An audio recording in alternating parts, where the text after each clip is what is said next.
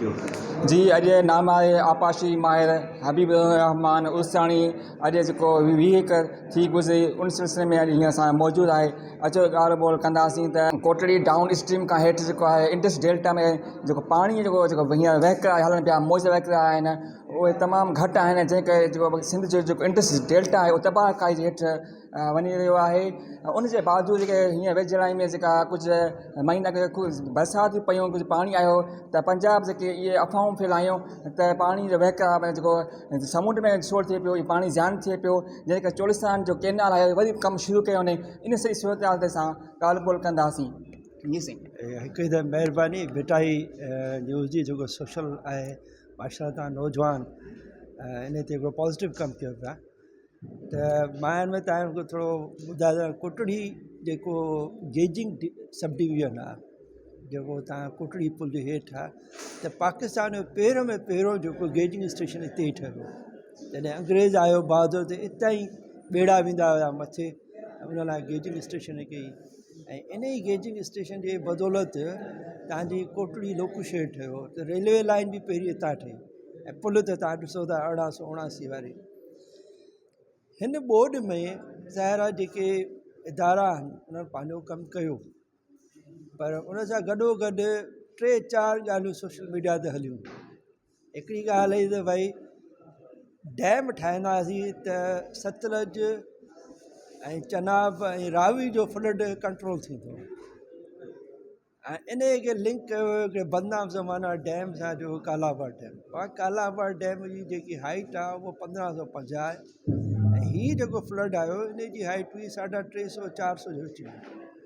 ऐं इहो पाणी होॾे काॾे वेंदो त सभिनि ॿुधायो हिकिड़ो माना ॻाल्हि ठही वई त यार भला असांजा प्लानर जी अगरि वाक़ई इहा सोच आहे त इहो पाणी माना 300-400 वारो पंप करे कीअं खणी वेंदा होॾे।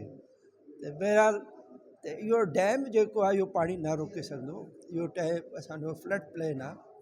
हा, हिते ढंढूं ठहंदियूं आहिनि, ढोरा ठहंदा आहिनि जिन में पाणी जेको कुदरती तौर ते इहे ढंढूं ढोरा हूंदियूं आहिनि। उन ढंढूं ढोरनि में पाणी हिकिड़ो पंहिंजो वक़्तु न अचे ऐं उहो उते पंहिंजी हिकिड़ी आबी जेकी आहे ज़िंदगी ठहंदा। पाण सभु ढंढुनि ढोरनि में पखी थींदा ऐं हुते लोकल आबादी थींदी, उन में कैनाल कोन ठही सघंदा। हाणे जेके 7 कैनाल आहिनि उनजो हिकिड़ो वॾो मसइलो बि डेवलप थी वियो ऐं इहे 7 कैनाल जेके आहिनि इहे किथां निकिरंदा? ज़ाहिर आहे हिननि दरियानि में पाणी त जॾहिं इंडिया डैम छॾियो तॾहिं ईंदो, पर आम सूरत में हिन में इंडिया डैम पाणी छॾंदो ई कोन, त पोइ पाणी किथे ईंदो?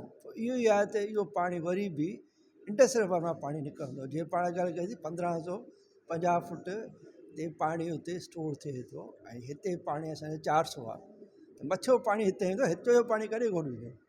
त सिंध जी इहो ई हिकिड़ो आहे त भई इहे न ठाहिनि। चौथी ॻाल्हि जेकी हली पए त भई हे पाणी ज़ान थी वियो। हाणे इहो पाणी कीअं ज़ान थियो? इहा ॻाल्हि अॼु फोरम पाण में डिस्कस कई त भई इहो पाणी ज़ान कोन्हे, इहो पाणी डेल्टा जी हिकिड़ी ऑक्सीजन आहे। अगरि तव्हां कंहिंखे ऑक्सीजन बंदि कंदा मरी वेंदो, त कुदरत इहो 10 साल खां पोइ हिकिड़ी ऑक्सीजन ॾिनी। ज़ाहिर आहे कि 2011 खां पोइ एॾी एॾी बोर्ड आई जंहिं ते इहो डिक्लेयर थियो त भई असां हिन ते स्टडी कंदासीं ऐं जेको रोशन ख़्याल ग्रुप आहे इन ते हिकिड़ी पूरी स्टडी कंदो, जंहिंमें मुश्ताक मीरानी साहिबु, भाई खान अशर साहिबु, अब्दुल हमीद पान सुमरो साहिबु इहे मिली ऐं हिन इदारे में असां हिकिड़ो टेक्निकल सिमुलेशन जो हिकिड़ो सेक्शन ठाहींदासीं जिते तव्हां सभु नौजवान इन ते प्रैक्टिकल कंदा ऐं ॼाण वठंदा। पोइ तव्हां ई इन सवाल जो असांजी पीढ़ी जेकी आहे उहा हाणे ख़तमु थी वई ऐं तव्हांखे मूड ॾियणो आहे त तव्हांजी कैपेसिटी डेवलप करणी आहे।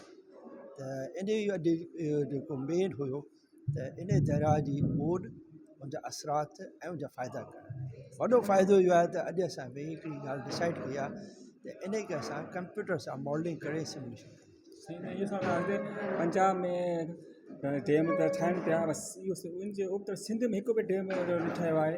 उहो छा कारण आहे जो पाणी स्टोर हिते बि थियणु खपे सिंध में, जंहिंसां हितां जेका ज़राई जेका आहे उहा पैदावार उन में कुझु बहितरी अची सघे।